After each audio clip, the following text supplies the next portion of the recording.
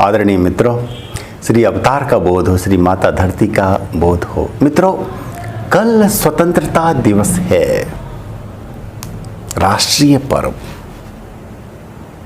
पूरे देश में उल्लास का वातावरण।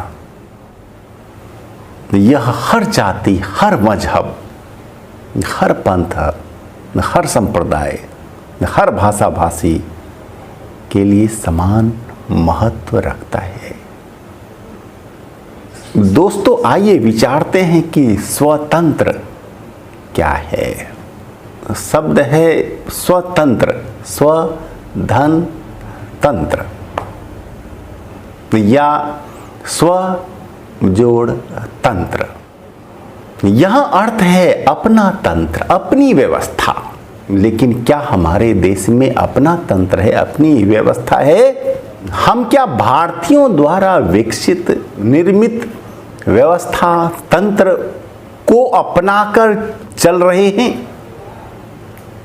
नहीं। तो हमारी स्वतंत्रता आधी अधूरी हुई ना, पूर्ण स्वतंत्रता नहीं है। इसलिए कि हमारा तंत्र, हमारी व्यवस्था ज्यादातर अंशों में विदेशियों द्वारा निर्मित है। शिक्षा का जो तंत्र अभी है, ये क्या अपना तंत्र है? ये क्या अपनी है व्यवस्था? भारतीय है व्यवस्था ये? नहीं। स्वास्थ्य के क्षेत्र में जो तंत्र है, वो क्या अपना तंत्र है? क्या हम योग, आयुर्वेद और नेचुरोपैथ द्वारा उपचार पर अधिक बल देते? नहीं देते। ये जो न्याय व्यवस्था है, ये क्या भारतीय? एक आदमी जवानी से लेकर अपनी वृद्धा अवस्था तक एक ही केस लड़ते रहता है, और बहुत बार तो वो उसकी हो जाती है मृत्यु और केस का फैसला नहीं आता। ये जो तंत्र खड़ा है शासन का, पुलिस का जो तंत्र है, ये क्या भारतीय तंत्र है? नहीं। दोस्तों, भारत को ज्यादा से ज्यादा समय तक गुलाम बनाए रखने के लिए अंग्रेजों ने योजना बनाई थी और वैसे कुछ कानून बनाए थे, वैसी व्यवस्थाएं निर्मित उन्होंने की थीं, जिन्हें हम आज भी ढो रहे हैं। मैकाले द्वारा निर्मित शिक्षा व्यवस्था आज भी हमारे लिए आदर्श है। दोस्तों, 1860-61 में बने कानून आज भी भारत में चल रहे हैं। आज जो शिक्षा हम दे रहे हैं अपने बच्चे को, वे शरीर से तो भारतीय होते हैं, लेकिन मन से हो जाते हैं अंग्रेज, हो जाते हैं विदेशी, यूरोपीय। दोस्तों, आज विचारने की आवश्यकता है कि शिक्षा, चिकित्सा, न्याय, शासन, साथ ही अन्य अनेक तंत्रों पर विचारने की। क्या ये हमारे लिए आवश्यक हैं? हमारे विकास के लिए, हमारी संरक्षा के लिए ही विनिर्मित हैं, या फिर हमें शोषण और उत्पीड़न देने के लिए है? दोस्तों, क्या जरूरी है कि आज भी लोकसभा में 2 एंग्लो इंडियन राष्ट्रपति द्वारा होते हैं मनोनीत? इसकी आवश्यकता क्या? इस तरह की व्यवस्था क्यों बनाई हमने? ये क्या हमारा तंत्र है? यहां तो भेदभाव नहीं है कोई, हर व्यक्ति चुनाव लड़ सकता है। तो फिर 2 एंग्लो इंडियन को लोकसभा में लाने की आवश्यकता क्या है? क्यों राष्ट्रपति द्वारा वे होते हैं मनोनीत। दोस्तों, इस तरह की बहुत सारी बातें हमारे संविधान में हैं जो कि अबौद्धिक और स्वतंत्रता पर चोट करने वाली हैं, जो भारतीयों पर चोट करने वाली हैं।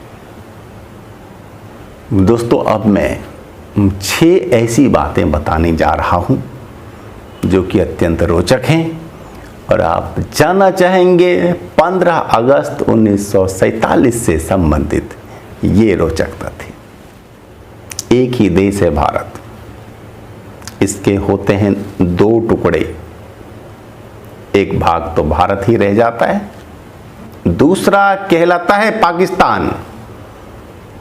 एक ही साथ आज़ाद भी होते हैं, लेकिन भारत में हम आज़ादी मनाते हैं 15 अगस्त को और पाकिस्तान में 14 अगस्त को।